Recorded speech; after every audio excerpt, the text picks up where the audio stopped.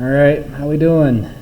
Okay, so based on some feedback that I heard from today, we will try to do an exam review for everyone. So for today's little lecture, and for those who are here, right? Hi! Yeah, that's actually, let's see who's here. There we go. So today, I will try to go over a quick review session for the exam.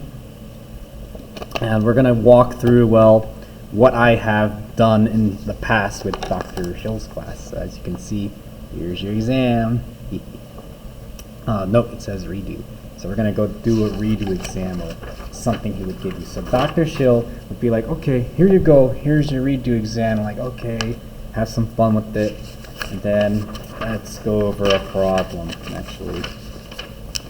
Before I even look at this problem, so there's a couple things I want to establish. So when you're approaching any problem in electromagnetics or electrostatics, let's just talk about electrostatics. Suppose you're going to have, I don't know, some proton or something like that, some positive charge in space. And then maybe you'll have some negative charge in space, like just sitting right there. And then you notice, okay, they have effect. Let's just stay there. They just stay in this position, okay? They're just stuck in space. They're floating around, doing their thing. And you're saying, okay, this, if you get closer here, you'll have a higher negative charge. Or if you get closer to here, you'll have a higher positive charge. But here's the problem. What are you relating this to? Like, do you know how big this charge is, or how far, or what their effects are? So the biggest problem that a lot of people have with solving these problems is they're not setting up an origin. So where is this with respect to ourselves? So first thing you got to do, set up an origin. So, you know, remember that you have X, Y, and Z. Here's your origin. This is your point. This is a unit vector. This is unit vector. So this is your home base. I'm going to draw a little house. Let's draw your house. Yeah, you can call that your house. So that is your home. So this is where, okay, I'm here, and now let's say I go to some position right here. And this is just me. I just left my home. So I'm right here in space. So where am I with regards to my reference? This is also known as your reference. Okay, so don't forget to establish this. Pick a nice reference. If you want, you could pick a cooler reference, but make sure you have some general reference. I'm going to go over like general problem solving design. So with regards to my home, okay, how far am I? This is my position, P. How far am I from my home? And that position can be defined as here. And then he calls it, let's see what he calls it, P. There you go. So that's what he calls it. It's the relative. It's the position, position vector from your house to you. So this is how far you've walked or you're wandering around. Now the next thing you got to solve for is, okay, here's some place, some store, or some objective. Let's say McDonald's or something like that. Okay, here it is. It's just stuck in space. It's there. It won't move, and it has effects around itself. How far is this with respect to your origin? All right, here's your origin. Here you go. I should have drawn it right there. It's okay. And he defines it as R of S. Okay, this is stuff that we're just setting up. He's going to give you some points, or maybe he's going to, instead of this, maybe it's going to give you some problem, like, oh, this is some type of like line charge, like he's going to give you some shape. Maybe it's a cylinder, maybe it's just a piece of, maybe it's a square, like, oh, like something like this, where it's just like a sheet, or a volume, or even a point. Okay, so he's going to give you this, and it looks scary. Okay, I'm going to tell you this, it's going to look scary, but right now we're just going to go over how to tackle on these types of problems. Here's the problem, but we're not looking at the problem. We're not solving what's going on. We're just trying to set up our little home base. This is our home, okay? What do? First thing is you gotta look at what's around your house before you go out on an adventure. So now you have your R of S, okay? You defined your home, you defined your position, you defined your source. Alright? It's making sense, eh? Now, suppose I wanted to go from, let's see, how do I want to explain this? I'm making it complicated. RP, RFS, let me see. So, because I don't want to get this one wrong. If I were to go from my position, right, or if I were to go from to here, this is some place, but for after this I want to get to a different position. Let me see. This is going to have an effect on me, okay? This is going to have some type of charge. It's going to emit something. It's a source. It's a source. So R of S, this is a source, okay? What does it do? It's going to affect its surroundings, either negative or positive, but right now we're just looking at its effect. So what I'm trying to get to everyone is it's going to affect us, okay? So we have our position vector, we have our source, we know where these are with respect to our house. Now we're talking about the distance between the source, like some light bulb or something like that, it's shining something, to our position. And we're going to call this vector R, okay? So now what I want to establish is, okay, I'm going to walk this way. Okay, I'm a free roaming person. I can walk wherever I want, RP. However, let's say I wanted to go from, let's go to our source or some store and then to a point. Okay, we're going to get to some objective. So we're going to take this path right here. Okay, so R of S plus, well, whatever distance we walked from our source to our position. Okay, we know this. We know this. What's this? And now you can define the relative position vector, which is equal to R of P minus R of S. And this right here is, I don't know, 5 points on the exam. So if you can't do this, I would this is probably like the only thing I'll stress out really hard. If you can do this, then you're already set for the class. Because right now, this is like the foundation. We're just setting up our tools. Will this help us in the end game? Yes, it will eventually. But right now, we're just looking around our house, looking at what we have. So if you can master this, then you've mastered, well, basic vector calculus. Just like, okay, you know vectors, you can do this, do that. Well, obviously this would be, oh, if you had cylindrical coordinate system, like, oh, like this, I think it's like R, Z, and phi, you would have to do the same similar approaches, like oh, this would be cylindrical, this would be, maybe he'd give you this in Cartesian, then you would have to do your dot products, your transformations, all those crazy stuff. That was the homeworks that you've been doing, the really hard made-up problems. So they're all preparing you for this situation, which is prepare your toolbox to tackle on the problem. All right? So, actually, let me write cylindrical. Who's ready to look at the first problem? Because I know someone's got those problems. Alright, and this is what I was trying to look at.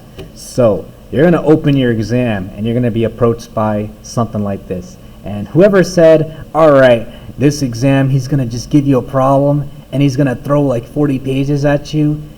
No, he's not going to do it. This is literally it. He's just going to snipping tool this. He'll give you maybe like 2 or 3 or 4 pages, but that's just like scratch paper. It's handy dandy. If you want to notice, I actually don't do the problems on the thing. Oh yeah, you'll see that next problem too. But I do them all on separate sheets of paper because that's the way I like to solve some stuff. So he's going to give you a problem. And I'm going to tell you now, stop worrying about the shape. Stop worrying about what he's going to give you. Like here, we have this little shape right here. And actually, I'll tell you a little story about this. This shape is given by this. He's giving you a hyperboloid. So if I were to draw a hyperboloid, let's see, it would look like this. So it's hollow here, hollow, I think, yeah, hollow here. Then you would have this shape right there, and there you go. And then this would be a surface. And then I guess we can just, and then surface. Okay. So, and then he's defining it as, okay, I'm just going to put this in the middle, X, Y, Z, okay?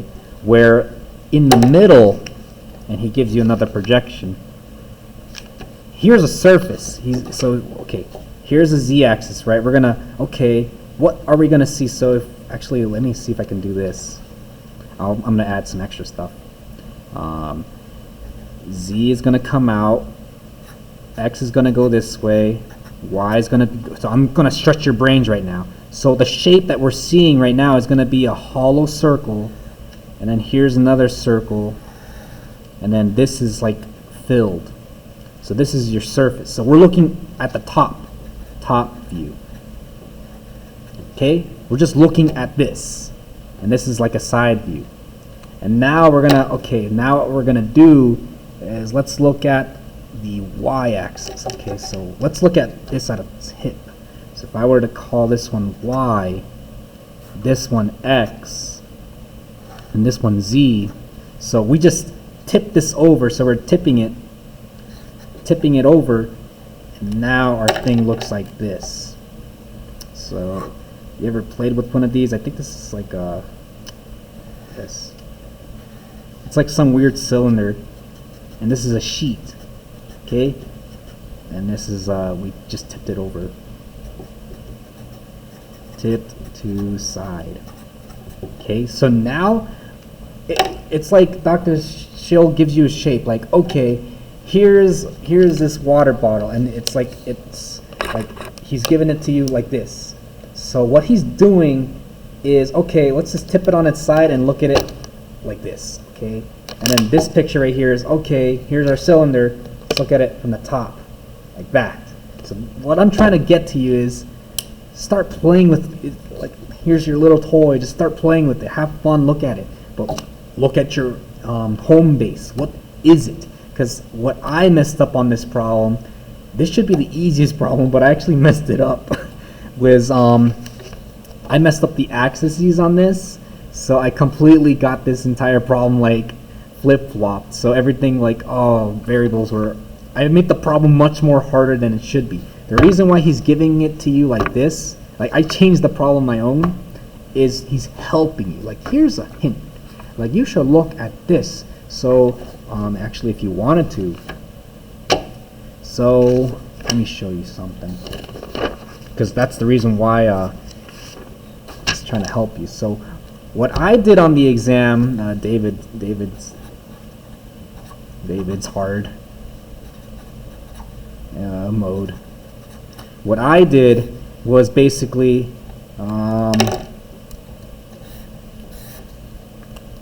was the following. So here's we're going to look at the inside of the circle. So this right here is Z, and then this right here is X, and this right here is Y. And this is what I did. So I made the problem much more harder. And he said, David, your mathematics is on point, but I messed up somewhere in the middle. And he was like, this is great, but you made the problem harder because now you have to like do a big integral, like, oh, take the area of this and then subtract it by the area. Okay, so what so I made this problem hard, and I actually solved for the following. So let me show you, hopefully this color is better. So remember how he taught you about projection? And he says, okay, let's just take some square right here. We're just going to take some shape where this length right here is dy, let's call it, because we're moving in the y-axis. We're moving like this, okay? And then this length right here is dx, okay, because we're moving up and down. This is how I define my axis, okay? So look, if we're moving like this, we're wiggling like this, right? We're looking at dx. That's what I defined right here. Actually, keep the colors consistent. That's what I defined right here, okay? But for this direction, like if I were to move like this, we're looking at dy, which is that, okay? I'm trying to make sure you set up your problems right so you don't mess up like me. So this is what I did. And I solved for this problem. Since we have a shape, we're having some surface, a surface. Okay? Which means we're going to have some ds, which is equal to dx, dy, and I would assume if you wanted to make this one s ds, I think the unit vector is going to have to be this dz, I think, or z in the x-axis. So we're looking at the x. Here's the y, but what's coming up the page is the z-axis. So then you got to do your projection theory, like, oh, okay, here's I don't know if, from what I remember, here's your z-axis, and then let's say, okay, what I'm going to do right now is I'm going to tilt this shape a little more. So I'm going over the hard way of doing this problem to stretch your brains. Okay, so I'm going to draw it like this. And just draw it like this. Okay, no, that's okay. So I'm going to look at it like at an angle. So if I were to twist it just a little bit, like if I were looking right here. So let me see. If I were to look at it like here's a z, and it's just literally like this. This is my ds right there, and then all you got to do is just do your projection method, get your dx, dy's, and I don't know what else he's trying to do. Let me remember what else. But point is, you can use projection theory on this projection method.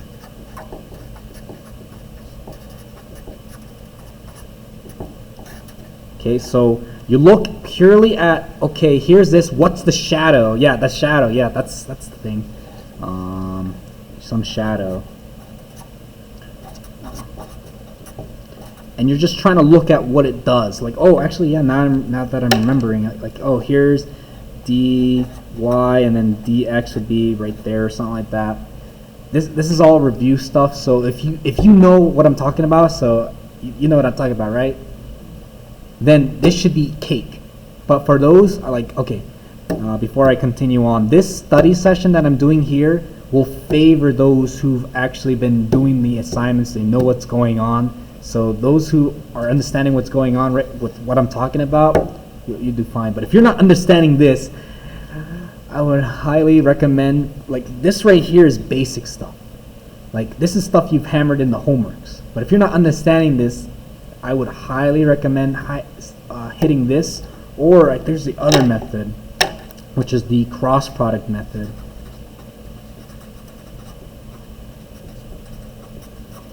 Where ds is equal to some cross product of I don't remember, like x cross y, like these would be vectors or something like that, and it would result in a z result.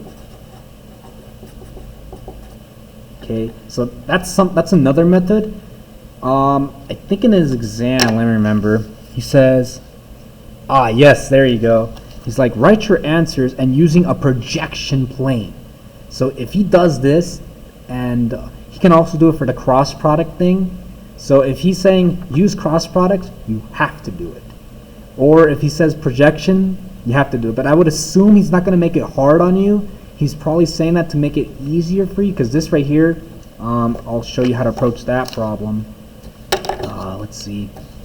Here's the y-axis. Pull that up. Here's the y-axis. Here's the z. Here's the x. Okay, y is in the middle. And the way he draws it to help you. So we're going to tip. So this right here, we're going to just tip it on its side. Just tip it. So just imagine this cylinder was, okay, here's what the cylinder looks like, okay? What we're going to do is just tip it like that. Make sense? So we just tipped it over. Whoop, whoop, there we go. And that's what your resulting shape is going to look like. So if you were looking from this side, what do we have going in this direction? Z. Oh. So in this direction we have dz, okay? What about going this way? Okay, we have dx.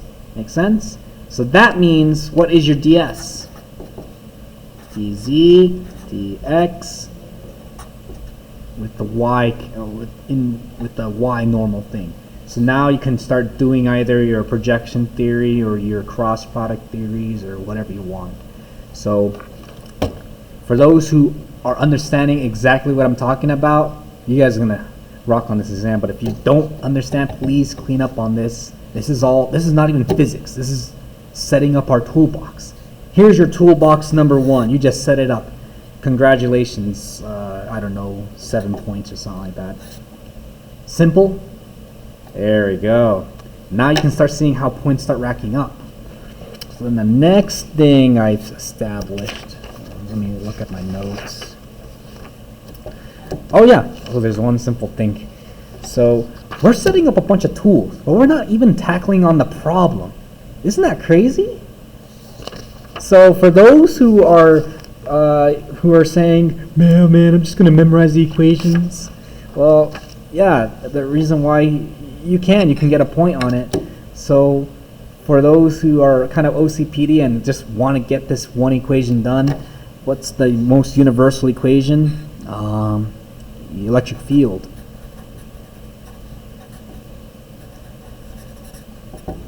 Which is defined as change in the electric field as a function of some of our position.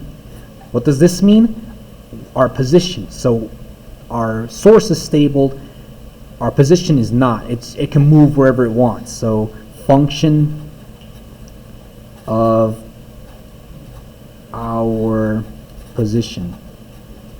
Okay, so and then what happens if he does something like this? Like, oh, he does R of P comma R of S, which he could, and he's probably going to do it one day, which means R of S could also move. So, and if you put the T in there, then you're probably taking a 730 class, which is his hardest electromagnetics. All right, solve the same problem, but time is the factor, which is electrodynamics, which we don't want to talk about.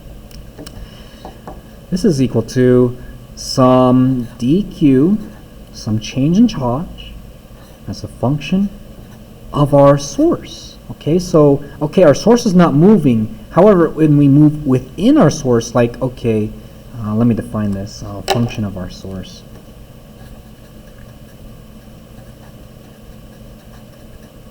Source. Okay, so what this means is, okay, our position is moving, where we can move wherever we want, wherever we want. Move wherever we want.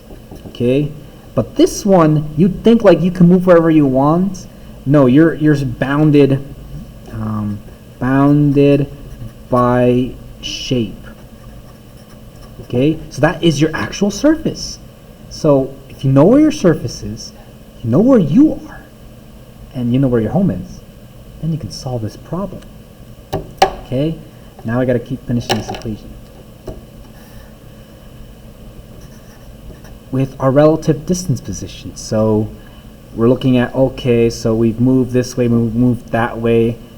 Here's our position, here's our source. This is going to be a function of RP and R of S, but R of S is stable, it doesn't move.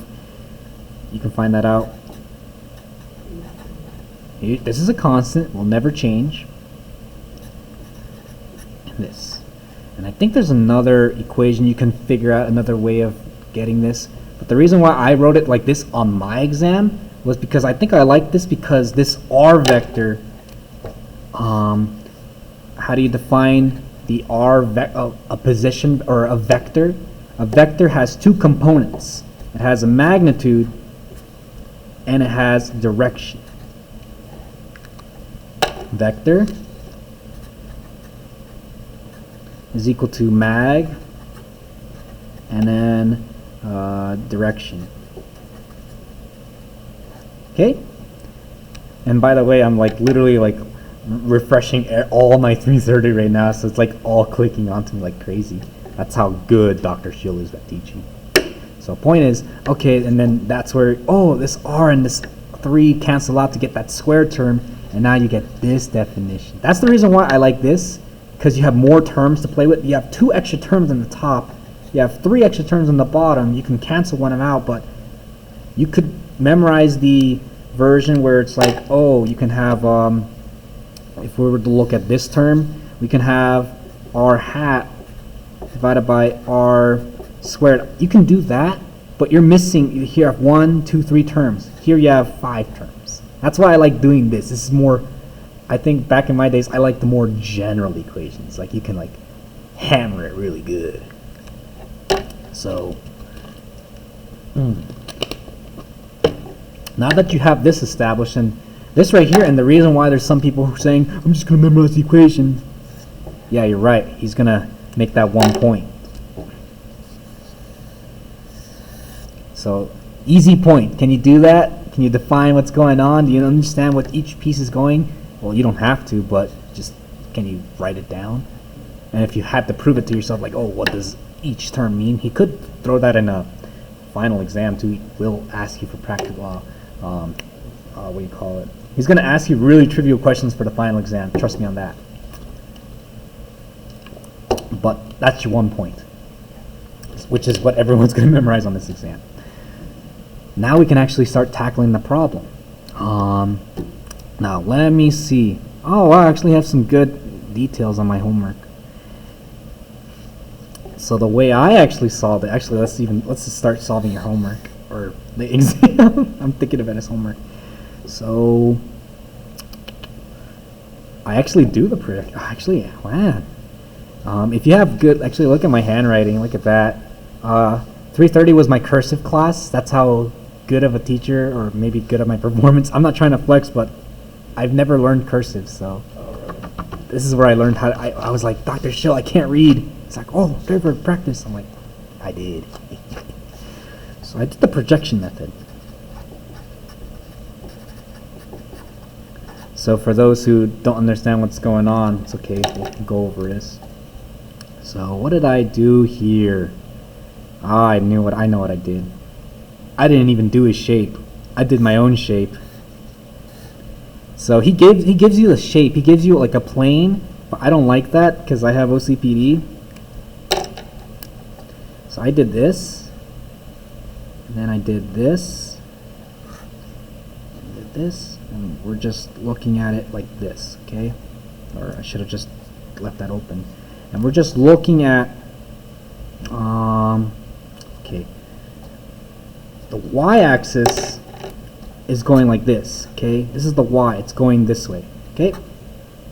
Here's your z, it's the hole at the top, and here's your x. You know he's gonna give you that cool shape, this cool shape here. You can use this to your advantage, but for me, I just drew it like this, because what I did was, I drew a square, and I don't know why I did. So I drew a square right here, like just on the actual plane. So here's dz, and here's dx. I just drew it on the actual plane like itself. Like if I were to redraw this again, here's z going here, here's x. I literally drew like this, like just a square reference. Okay, this is what I did. Z, dx. So this is purposely just me. I don't remember why I did this, but it's because this is what I did. So here's our shape, and it's going to do something like this. Okay, we're going to curve like this, we're going to curve like this, and we're going to curve like this. And now we can start projecting this. Actually, yes, this is the shadow. This is the shadow. I remember. So this right here, okay, I'm remembering this. This piece right here is our ds, like our actual physical surface. Okay? So this is our surface. So this is ds with some vector. It's going to have ds and some normal vector. But this right here is a shadow, and that's why I wrote it in black. And now we're going to sandwich this. I call it sandwiching. So we're going to take this piece right here, and then we're going to take this piece right here, and we're just going to sandwich them on top of each other. And what I did, and yeah, it was hello CPD, was I did this. So here's the sandwich. Here's this piece, or dx, dz and dx, right? And then here's our other piece. Let's say it's like skewing like this. Or no, let's skew it like this. So I'm looking at the shape like, oh, if it's right here, if it's on the tippy top of this shape. So here's our shadow.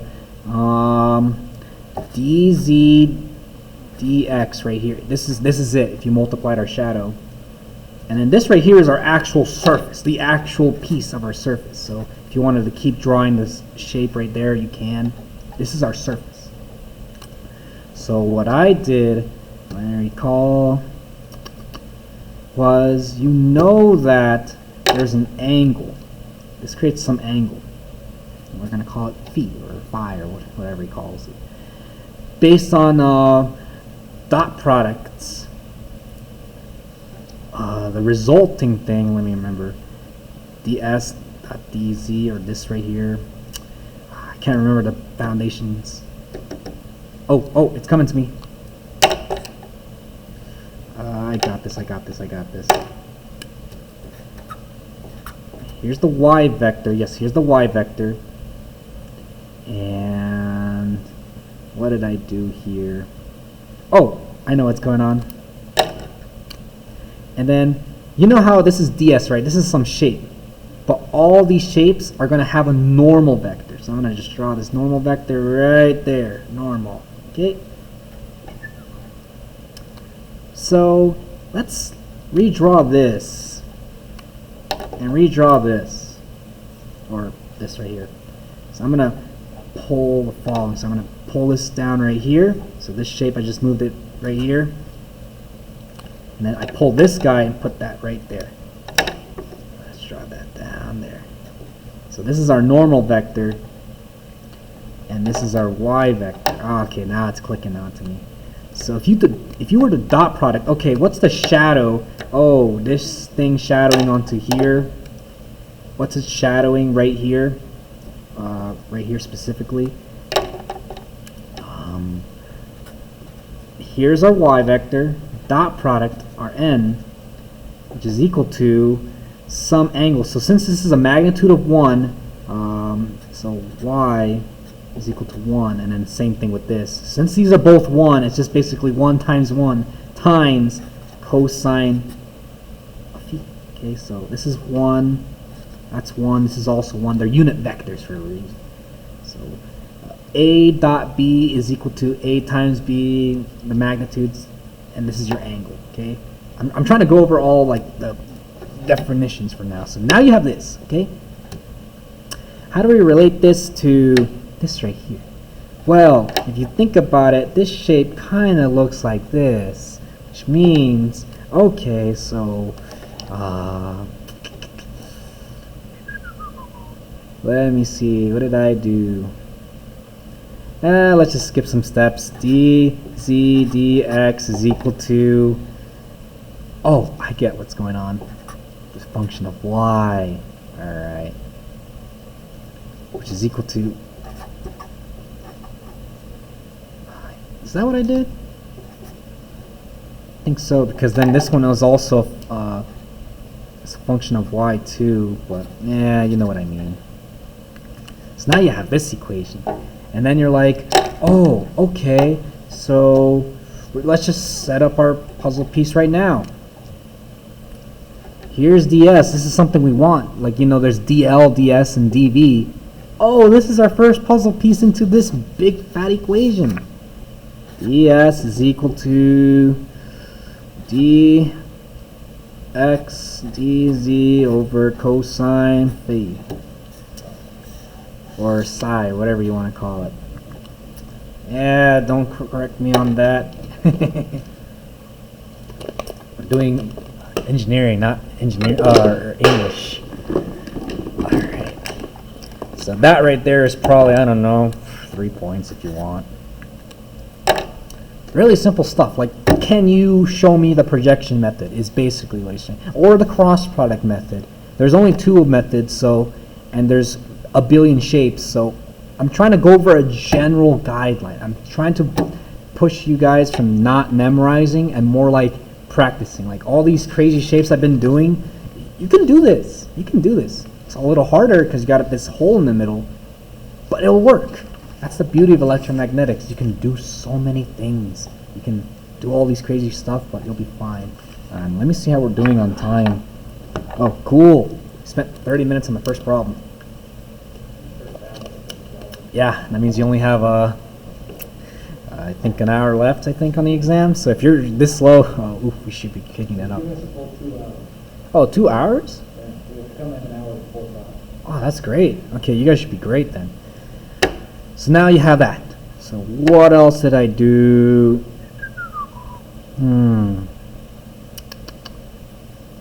Not this. Not this. Remember this definition right here? So if you wanted to put this into more good general vector notation, because this is not a vector. We want this in vector terms. So this, if you wanted to, you can replace this with y dot n, which is the definition that we have right here. Ah, there it is. See? Just repeating myself again. So this right here is something you can easily have. And now you have, let me see. What did I do? This is a number, that's a constant. Looks good. What else did I do here? Let's just see what else I did. How did I solve this problem? This is problem 3, page 3. Let's see. What did I do? I know what I did. So the next thing is, let's play with our toy. Let's play with our little nice cylinder that we had, okay? So what was the shape that he gives you? Now you're going to define your actual shape. So the hyperboloid, okay, is defined as x squared divided by a squared. Is that it? Let me check one thing. Oh, yes. Plus y squared divided by b squared minus c squared divided by c squared, which is equal to 1. Okay? That's our shape. Okay? So we can have a nice shape. If we were to plot this in MATLAB, we can see a cool hyperboloid. Now the one thing I'm going to get to stress on you all is, okay, here's a 1, right? What if I make this a 4 or 16 or what's the next doubling number, 64, or yeah, you know what I mean, 25 squares. And gosh, would it be nice to know how fast the rate changes of our shape? Like, oh, here's some like shape. Okay, like maybe it's a cylinder.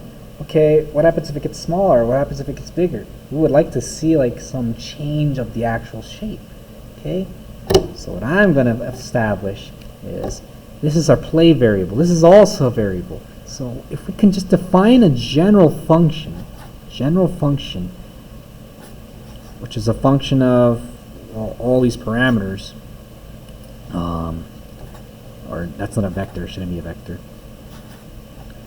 which is equal to x squared, a squared plus y squared, b squared minus c squared minus, so I'm going to pull this guy right here on the other side, 1, which this right here is like our play variable. Actually, this right here is a family. Yeah, this right here is our family of figures, fam of shapes. Okay, so if you were to play with this or this, you can just see a bunch of shapes and see how the thing changes. And then, okay, now that you want to actually see the actual rate of change, this is where the gradient comes into play. So like, okay, now we have something. How does it actually change? Like if we were to change the shape size, or make it bigger, or make it smaller. So then the gradient of your shape which is equal to, well, you just got to take a partial this, partial that with respect to itself, which is going to be, do I do that? I don't remember. Well, derivative of x squared is going to give you 2x a squared in the x direction plus 2y b squared in the y direction minus 2z divided by c squared in the z direction. There you go. Now you have a gradient to play with. But we also want to know some of this stuff. Actually, we're almost there. Okay, so we're just playing with our toy. We're just playing with it. Okay, we're not solving the problem. We're not even doing anything with the problem. Right now we're just playing with the shape. Okay, you have a shape, right? Now you know how to set up your shape. This is where all those people get stuck with, like, what do I do with the shape? Now you can play with the shape. Oh, what else do you know about vectors? Remember what I just defined in the beginning? A vector is going to equal some magnitude and some direction, right? So right now we just solved for, well, here's our actual vector. So now we're just going to solve for this, okay? Or this, we're about to solve for it. It's the magnitude. Okay? So now, so this right here is this. And then this right here is spaghetti. There we go. This, hint, hint, we're about to go for the normal vector. Ah, you hearing that? This is equal to, do I want to? You guys can do the mathematics. Well, you got to square this, so if you do 2x times 2x, you get 4x squared divided by a4, and the unit vector goes away. This multiplied by itself gives you 4y squared b squared, and then this times itself gives you, and that's probably what I was remembering. Let me see. That times itself is going to give you plus 4z c squared, and then this entire thing is square rooted, which can also be written as 2x squared divided by a4 plus 2y squared b4 plus 2z squared over c4 1/2. Got it? And we're just setting up our tools. We're not even doing the problem, but can you do this? Oh, I like it. We can do it. But then you start realizing, oh wait, all this tool setting up is helping us for the big cheese, which I'm going to call, oh, remember that shape ds? Here's our actual shape, right? Oh, what's that? Oh, we have a normal vector. So here's our shape. We solved for the vector. Solve for the magnitude. This is our actual shape. What are we trying to hammer? A normal vector, which means we can define, oh, there we go. Thank you.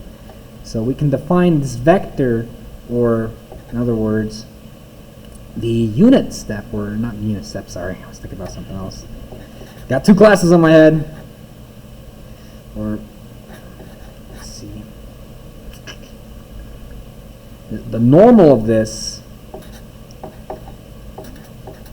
normal vector is just equal to our actual gradient, the vector gradient, the family of curves, divided by its magnitude.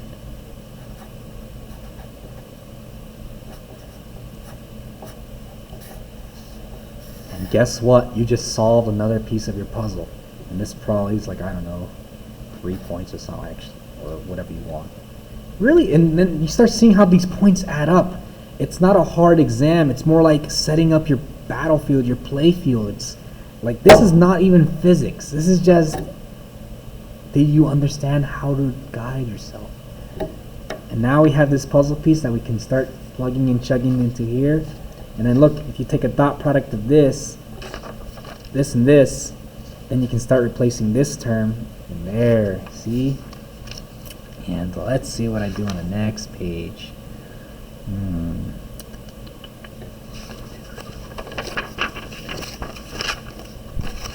And I actually did it in 1.5 pages. Wow. No, just 1 page.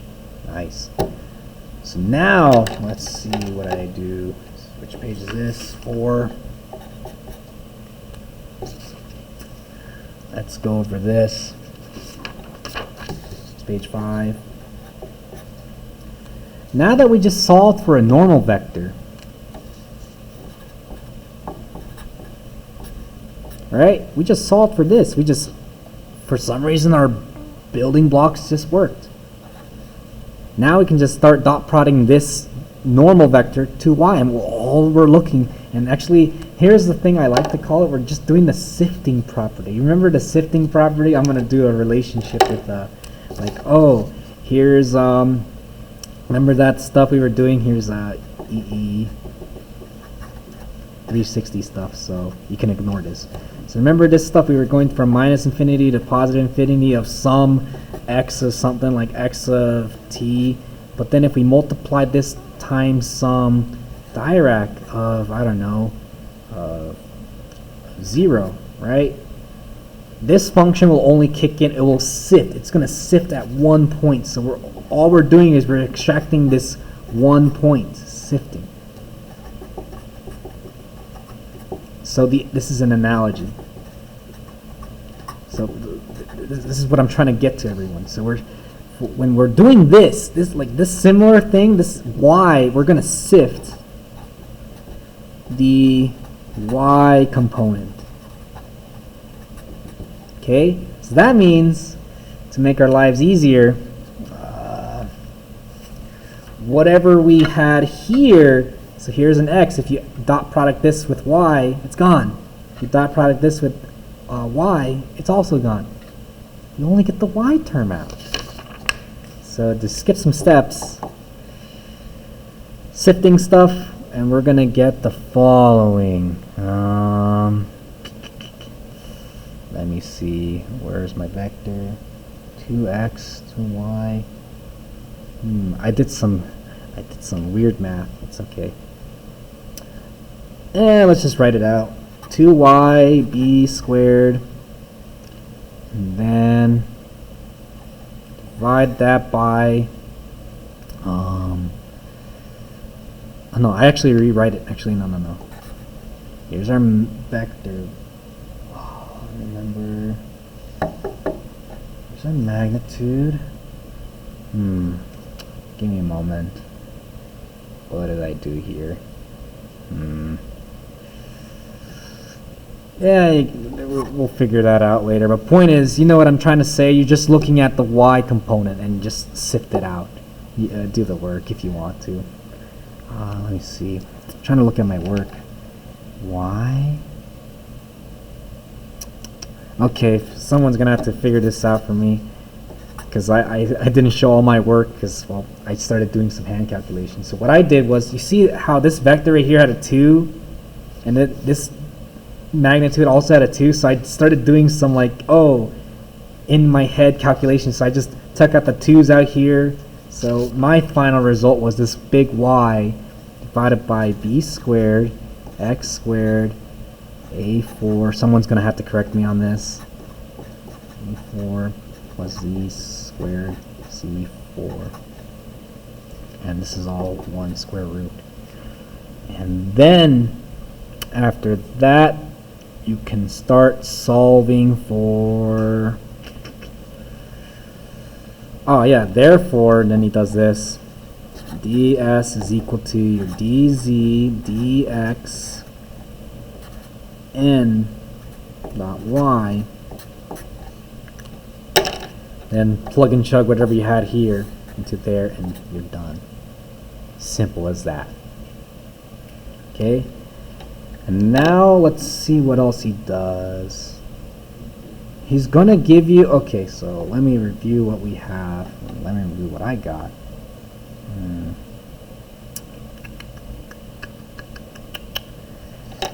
Let's try to figure it out.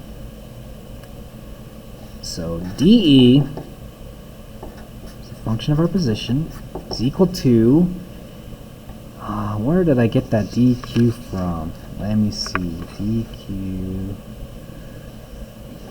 It's gonna take me some time to review all this. Okay, because I think dq here is constant. I remember. That's my mistake too. So, huh? Really? See, that's why I say if you can approach this, and why am I doing a review session? So one thing I didn't establish was, okay, we had that pesky dq, right? So I think there's like, oh, you can have rho of,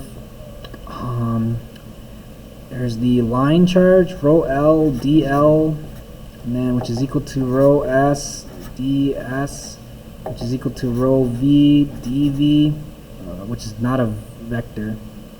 Yeah, it's not a vector. So we have a surface. So we're going to deal with the surface. So here's our surface right there. And actually this one doesn't have, this one's a number. So that means it's not a vector. Yeah, it's not a vector. It's not a vector. So it's just unit, or it's a number. It's a value.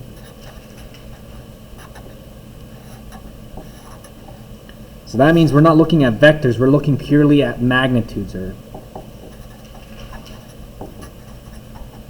Okay, so we're just looking at magnitudes. So this right here is constant. We're going to have a constant rho S, rho V, whatever. So this one's just going to be rho S naught. But now, oh, here's that ds term. We just solved for that in the previous problem. So if you wanted to, let me see. Oh, let's just start plugging and chugging. Here's rho of S. And then you can plug in your ds, which is this. And then 4 pi epsilon. And then you know your R. Let me see. What did I do? I think I went for the brute force method. R squared. What did I do? Let me see. Because I put a 3 here, which is correct. Oh, I know what I did. I put the actual unit vector here. There you go. And now you know this. You have this, you have this, you have this. And now you got to start defining your integration, your lines of integration. And then he says, okay, is there a way to make this problem simpler? Yeah, let me see. Do I want to do that? He likes the way I did it because it's correct, but he says there's a way. Oh, yeah, I got it.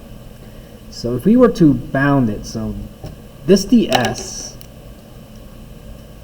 right here is going to have these terms right here. So if we were to replace that, it's going to have d z dx, which means we have to have two bounds, we have to have two integrals. So what I did was the first integral, let's see, how did I solve it? Why did I do that? Bounds. If I were to look at the x bounds, okay, if we were to solve, let me see, x squared a plus, oh, we're looking at, I know what we're doing, e squared minus z squared c squared. We're looking at the condition where we're just looking at x and z, so y is just going to be 0. It doesn't change, it's just going to be 0. So we're just solving for x, so if we were to solve for x, to set up our bounds, which is equal to, let me just skip some steps, plus minus, a plus or minus, did I do that? No. Plus or minus goes here. A 1 minus z squared over c squared. Which then you can transfer this into, oh, here's our x, here's our a bound, positive a, 1 minus z squared over c squared, right? And then this bottom bound here would be minus a. 1 minus z squared over c squared. And there you go. Now you have your first integral. You can use this in your first one. So here's your x integral. Okay.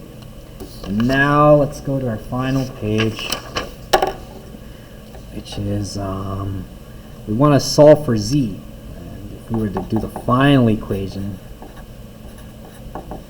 which is this big fat integral dE. Yeah, this is how you define it. The total electric field at a point Rp is equal to the summation of a whole bunch of change of electric fields at this point, which is equal to, so if we were to do the z bounds, well, the only z bounds is the height of the thing. So we started at, for the height of this shape, we are given some beta term, some bottom floor beta meters down, and then beta meters up. That's our z bound. This is how I define my integral. Your integrals may vary. If you were to make the x the big variable, or the one that's outside, it would be, I think would it be simpler? Your results may vary. And then here's your x. I'm not going to rewrite that. Plus or minus a 1 minus z squared over c squared. You can plug that in. You have some rho s, s naught, I guess. Now I'll just rewrite this, and then 4 pi epsilon naught r 3 over whatever this r thing was, 3 over 2. So that's what I had. So point is, you see how this looks so similar to our super general equation? Because do you want me to write all this stuff down? I kind of don't. Your problems are going to be super huge. Now he's going to say, how do you simplify it? Okay, so if we were to look at the center, or let's see, let me see, how do we do this? If we look at the center, x and y components cancel out, only the z. Let me see. What I did, I don't know why, was if we looked at the center of the shape, if we were pointed right here, if we were in the middle of any of these positions, this is R of P. All these points are R of P. So if I were at any point in this z axis, you notice that, okay, here's an electric field, or this charge, this is some charge, like some negative electron right here. This is also some negative electron right here. If they apply their own little changes, so dE1 of this, and then this right here is dE2 of this, their effects basically just cancel out to where you have this point in the middle where, like, oh, if you're here, then everything just starts canceling out. But let me see. Let me see. What else did I do here? Oh, I was looking at this approach. What did I do here? If you were looking here, and if you were looking right here, the effects of these 2 points, if you look at the charge going here and look at the charge going here, they all cancel. It all goes into the z-axis. So the point is, if you're at the z-axis, you're going to feel an effect purely in the z. What I was going to try and say was, okay, you see this b bound, just cancel this out, make the 0, and then put a 2 there. Symmetry. I ain't spending more time on this. Alright, and 1, 2, 3, 4, 5, this is page 6. Does that make more sense? Does that make you feel confident about the exam? And then this puppy right here would be the final point, which is like 5 points. Can you put this all together? And then if you think about it, how many points did we add? We had he gives you a lot of points at the beginning to like make you feel good. And then like, oh, that's 5 points right there. This right here is like 7 points. And you see how it starts racking up until 33 points, which is a third of a problem. It adds up really quick if you just know what's going on. So, any questions, man? No, that's pretty bad. That's good. All right. So that covers the first problem, so you guys should be, well, successful with that. If I were to do the second problem, but I'm running out of time. Capacitance. Well, at least show you the problem. Maybe you guys can do this on your own. Have some fun. So here's your second problem.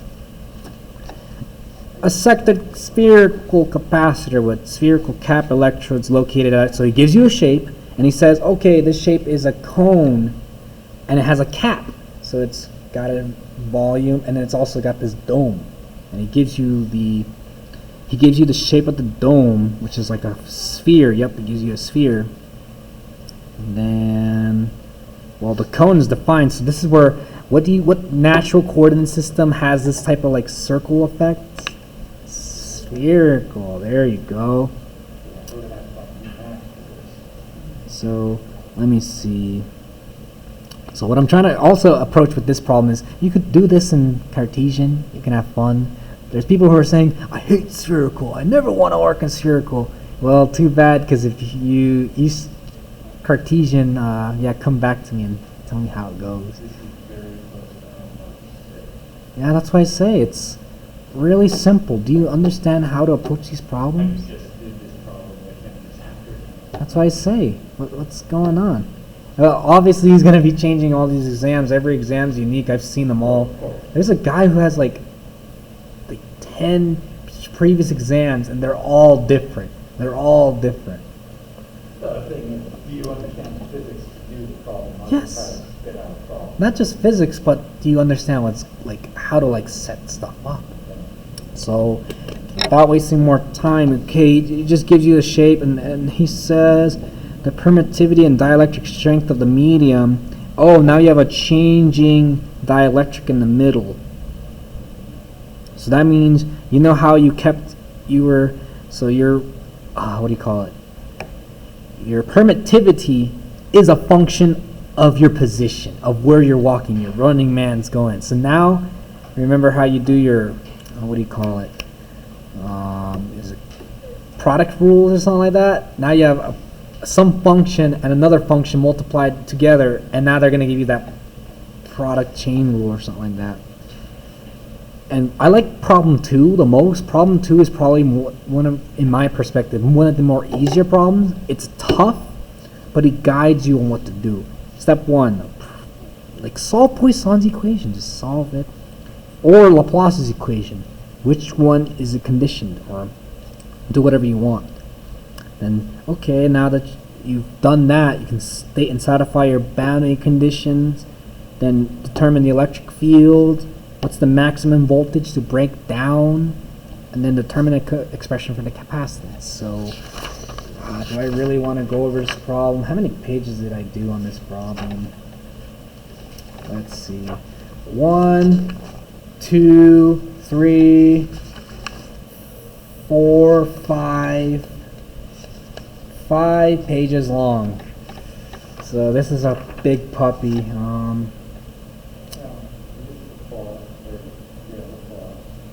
Well, yeah, this is what I did, and you like my cursive? I was just tackling this problem really hard, and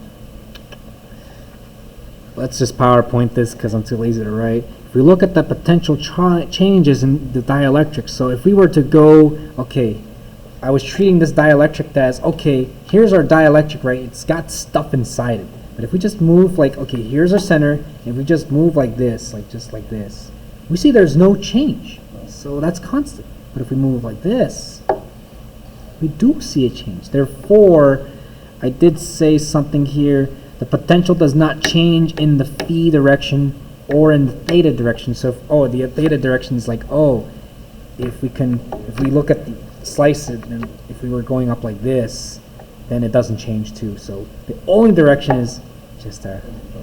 There you go. And therefore you have, since it is a dielectric, that means there's no free charge.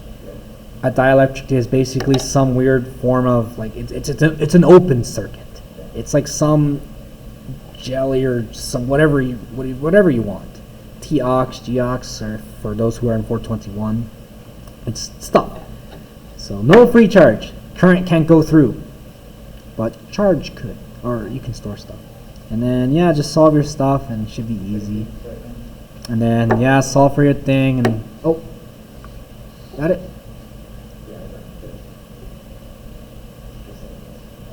I'm just saying, man. Why am I doing these review sessions? Because I'm like, it's not that bad.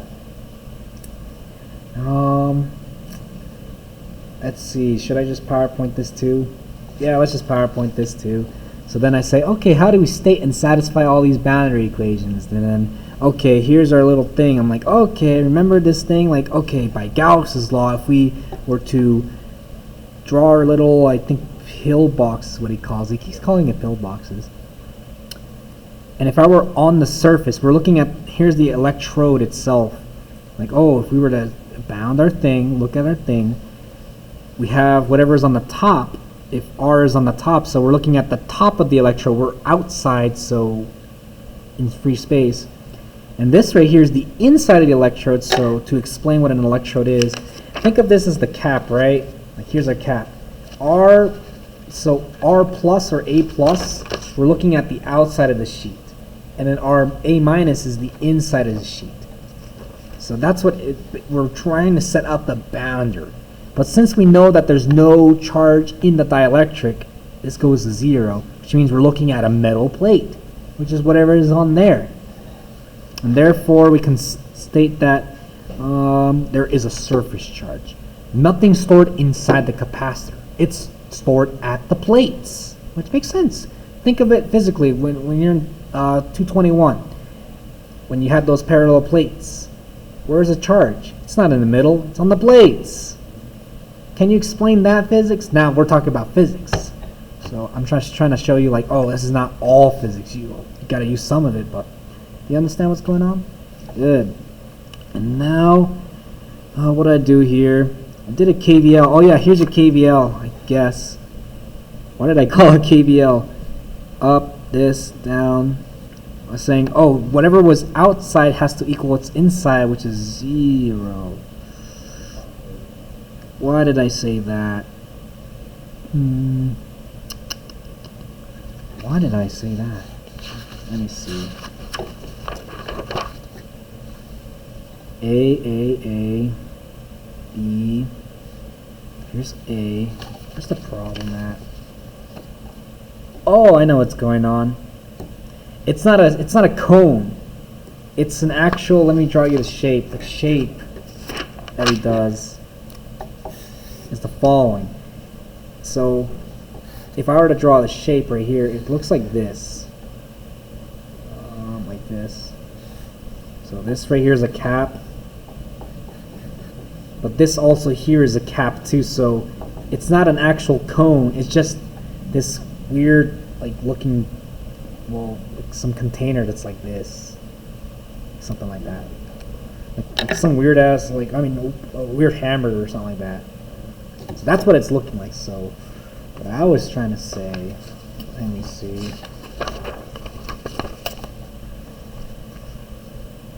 A plus, A minus. Oh, now let me just restate, sorry.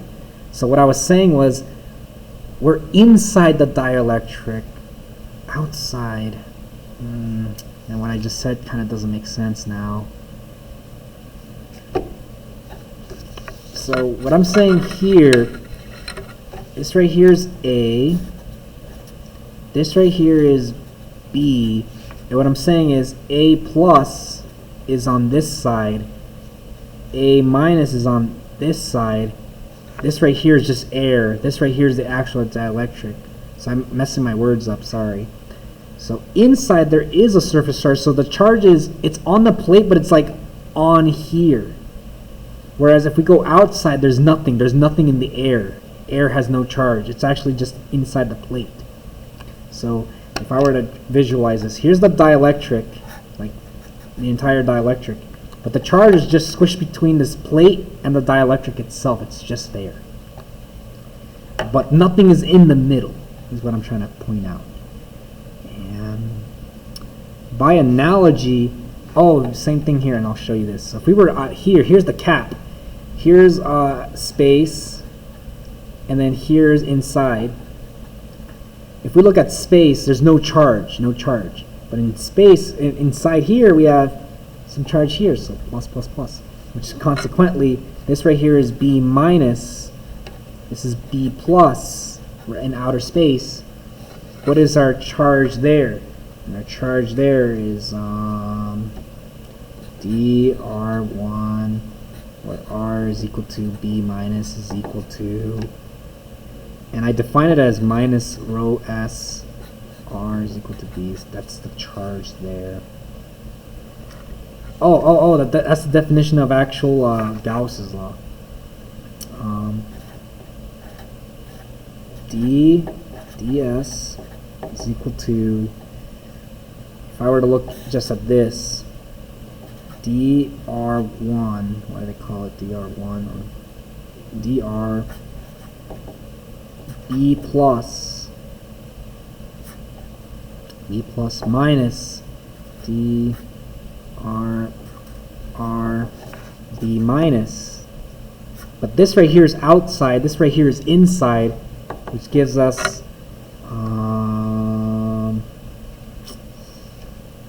is some rho s, I think, at the actual point. But I think I got the signs messed up somewhere. My point is, this is what I got. I forget all this stuff. It's been a year or two. Actually, it's been 2 years. Yeah, holy crap. So, is this stuff making sense now? All right, and then after that, it's just solving for mathematics. I can't go over all this stuff. I wish I had more time, but this right here is just purely out of my courtesy. But if I were to tell you one more thing before I close off, is, all right, does it make sense? So the one thing he's going to play with you, and you have to be a master of this, is, can you explain what you've written? Your equation, does it make sense? Tell me yes or no. So like, let's say you were doing like the, for example, on the side, like, oh, here's your q1 and q2, and here's your distance r squared or something like that, just as an example. Like, oh, if this gets bigger, like here's a charge here, and here's this here, and here's this here, and this right here is the r, right? Like, what happens if I made this, if I just move this out, r gets bigger physically. Now make r big mathematically. Does it make sense? He's going to do the same thing with you for the capacitor. So to redo this, and I'm not going to do any more math, I'm just going to talk physics. Suppose I give you this shape.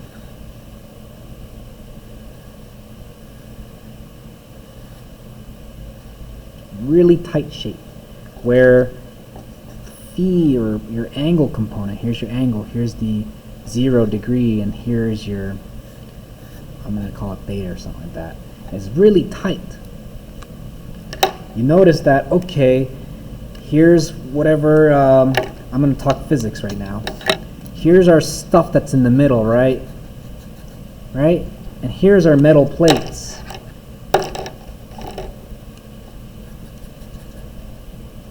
Like, that's our metal plates. What happens when this gets smaller? Okay, so to talk about an analogy, okay, let's bring out the good old running man. He's got a hose. Let's say, I don't know. He's got a hose thingy. Hose. And it's spilling water into a bucket that looks like this. So this right here is this shape. So we start throwing in water, and how long is it going to take us to fill a small bucket? Pretty fast. It's going to just fill up really fast. So this is a water analogy. We're just looking at it as a bucket of water. If the phi gets, or theta gets smaller, what's our capacitance? Exactly. Look at your mathematics, and does it make sense? Now let's do this. Let's look at this example.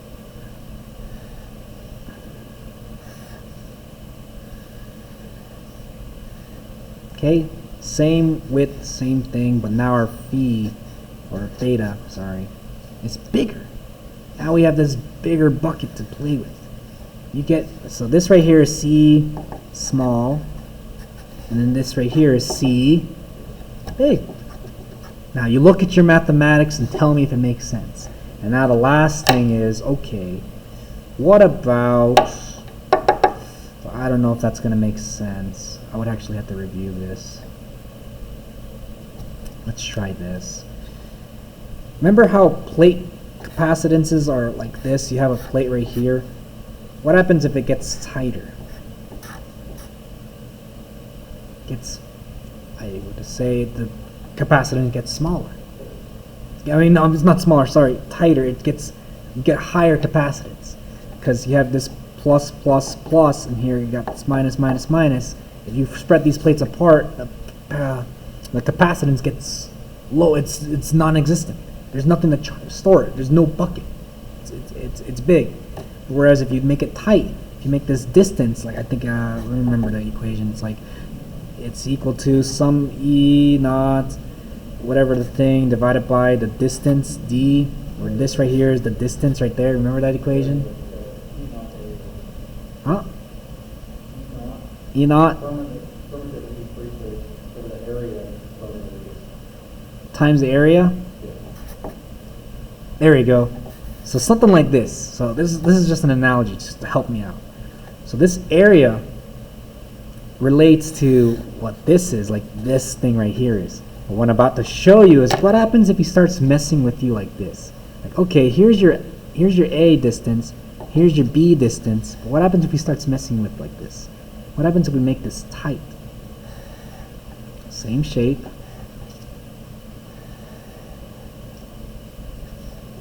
And he starts doing something like that. B and A. And you have the same phi, constant phi, and then here's your center.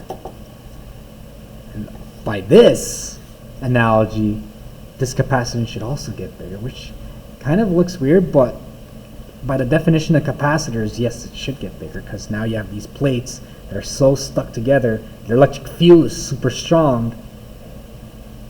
There you go. So point is, see if your math and your physics make sense. Play with your numbers.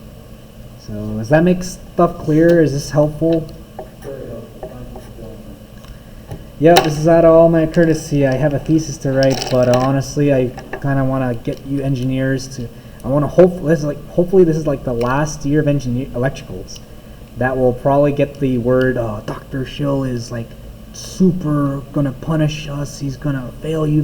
No, electromagnetics is hard. Like the topic is hard. The one thing you can't buy in that class is time. Time is like, it's a slow cooking class, slow cooking. There's some catalysts that you can like put in like my study review to like help it out, but if you're not putting time into this, I don't know what to say. You just take it twice.